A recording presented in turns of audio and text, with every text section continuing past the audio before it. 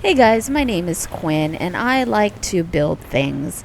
Welcome to my channel, and I have to say I have to welcome myself back to the channel. It's been a couple years, so I'm really excited to be back on YouTube and to just show you the process of this new build. Okay, let's go. So this painting that has been on my wall for years is my inspo.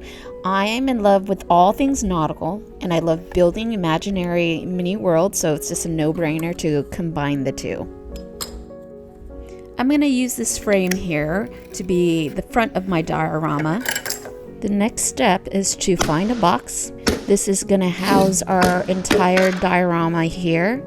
This is not the perfect box in regards to size, so we're going to chop it down, and voila! You've got yourself a good box. I'm mapping out where the waves will sit, and as you see, it's at an angle because this is forced perspective. We're going to have the front be lower, the horizon be higher. Once I have that angle mapped out, I'm going to build the frame on which the waves will sit.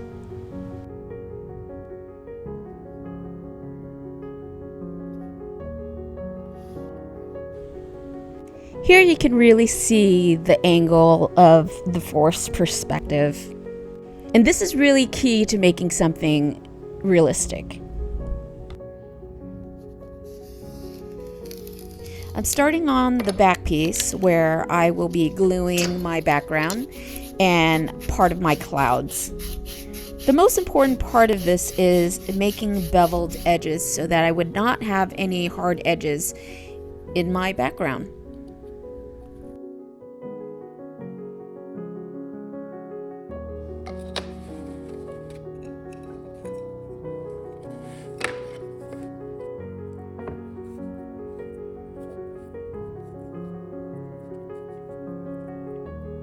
Okay, once we got our beveled edges smoothed out, I'm going to go back and work on the waves. I'm using a foam sheet here. You want your foam sheet to be bigger than the frame because all this folding and crinkling will decrease its size. I'm loosely keeping forced perspective in my mind right now, as the front waves should be larger than the back waves, but there is only so much flexibility in this foam sheet, so I'm not really stressing on making that happen. But it's something to think about.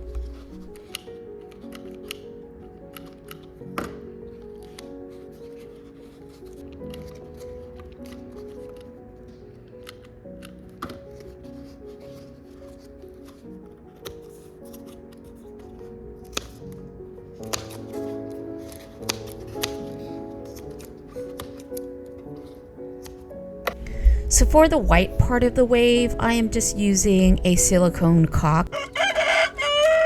You can get this at the dollar store. They'll probably charge you $3 because they're very deceptive, but that's fine. You just want the top ridges caulked. For the ship, I am using basswood. I am cutting down the bulk with a bandsaw, and then I'll use my Dremel and sanding tools to get the finer details in. In addition to having a bunch of reference photos, I also have a tiny ship model just so I can see everything in a 360 perspective.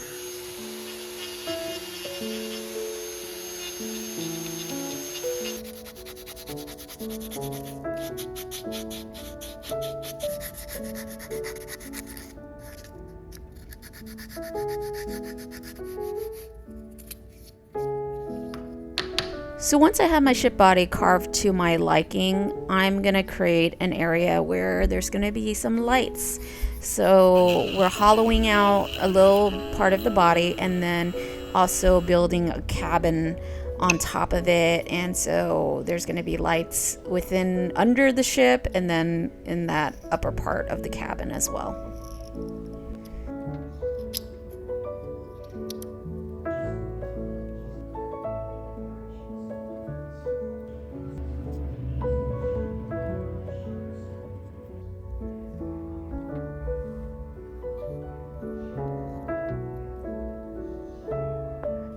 So for the ship masts, I'm just going to make my own because there's just nothing on the market that's thin enough.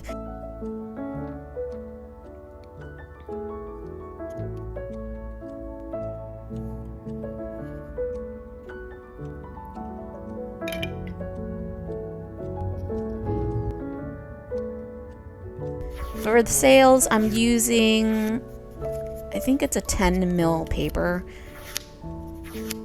so it would hold its shape a little bit better. I'm keeping in mind that there's a storm, so the winds or the sails are billowing out. So I'm cutting the shape into the paper and also bending the paper to create that illusion.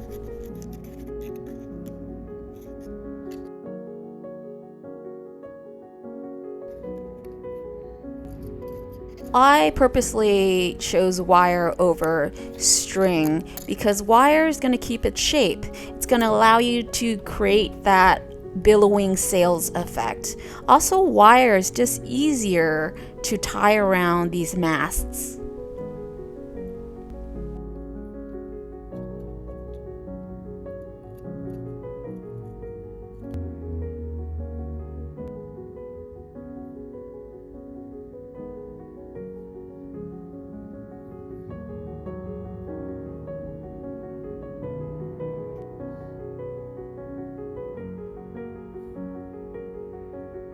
The ship's going to have its own lighting, so these portholes are important.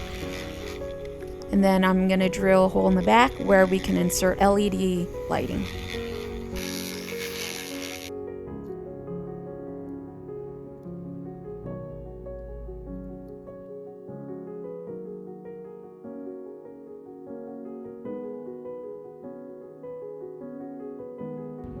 For the mechanism to move the waves, I'm just going to try to explain this as simple as I can. Here I am trying to build this crank system, right? I'm bending this rod and it's going to have different cranks on it. I'm going to attach it to the wave underneath, and I'm going to power it with a motor using gears to turn this crank. So you get this up and down movement of the wave. Does that make sense?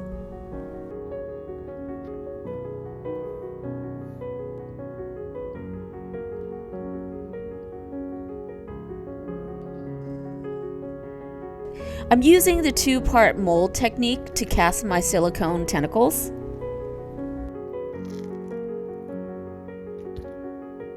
You do have to buy special silicone paint, but it's not paint at all. It's silicone because nothing sticks to silicone but silicone, and you can tint it.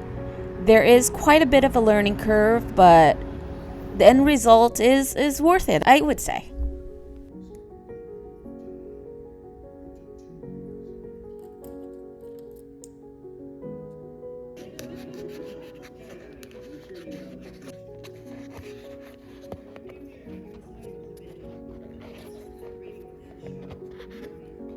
I'm just attaching the tentacles to the ship. While the ship goes up and down, the tentacle moves with it, so there's no need to have a separate mechanism for the tentacles.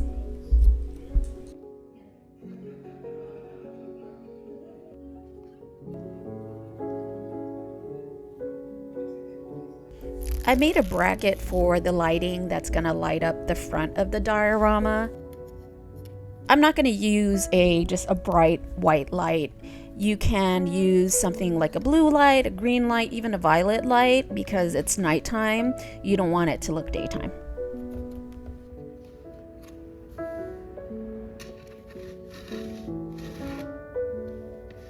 I'll be finishing up the back piece right here, painting black where the clouds are going to be, adding my background to the back piece here, and also to the sides of your box.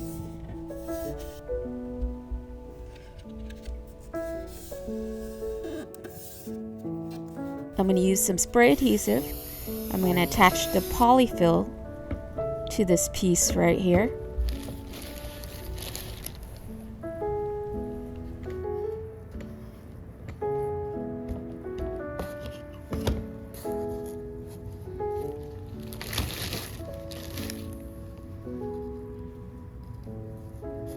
Black spray paint is the essential part to making these storm clouds super stormy.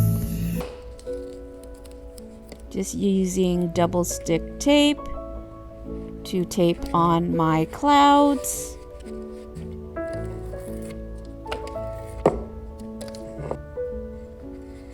I've already got the LEDs inserted in the cloud itself. Okay guys, that's it. Let's put it all together. My gosh, this is the most talking I've done in like a week. I had to take a break, drink coffee, took a nap in between this narration, so I hope it is okay because I'm not used to all this talking, right? But yeah, and I rushed through everything because there's just so much to cover. Perhaps in the future I'll break down mold making in a video, an independent video, or you know, mechanisms, whatever the case. If you like this content, I don't need to tell you to like and subscribe because you're gonna do it. You're gonna do it because you're gonna want to see more content. And remember guys, having God on your boat doesn't mean that you're not going to face any storms. It just means that no storm will sink your boat. God bless. Thanks for watching and see you next time.